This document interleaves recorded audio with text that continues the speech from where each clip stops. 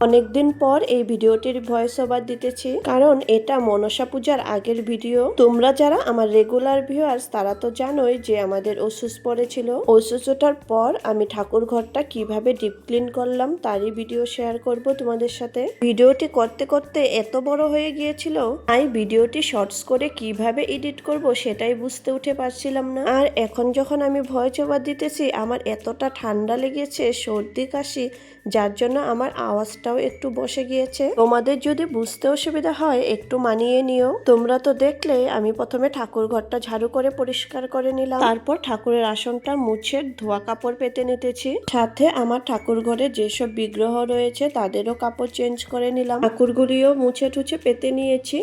এখন ঠাকুর ঘরটা জল দিয়ে ধুয়ে নিতেছি। এই কয়দিন যেহেতু ঠাকুর ঘর বন্ধ ছিল, টিকটিকি এত পটি করেছে ঠাকুর ঘরের ভিতরে, তোমাদের কি আর বলবো। তাই প্রথমে জল দিয়ে ধুয়ে তারপর মুছে নিলাম। আচ্ছা, তোমাদের ঘরেও কি টিকটিকি এরকম নোংরা করে? আমাদের যদি টিকটিকি তাড়ানোর কোনো হোম রেমেডি জানা থাকে তাহলে কিন্তু আমাকে নিশ্চয়ই জানাবে, কারণ টিকটিকির পটি আমার ভীষণ ঘৃণা পায়। ঠাকুরের কাপড়গুলো ধুয়ে নেবার পর আমি দরজাটাও মুছে নিলাম। এবার এই সমস্ত বাসনগুলো ধুয়ে নিব।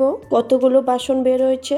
ঠাকুর ঘরটাও যেন একটি সংসার। ম্যাজিকের মতো ঠাকুরের বাসনগুলো ধুয়ে নিলাম। আর ঠাকুর ঘরের কাজ আমার এখন কমপ্লিট। এখন যাব ফুল আনতে। আরে না গো, ম্যাজিক হয়নি। এতগুলো বাসন ধুতে আমার অনেকটাই সময় লেগে গিয়েছিল।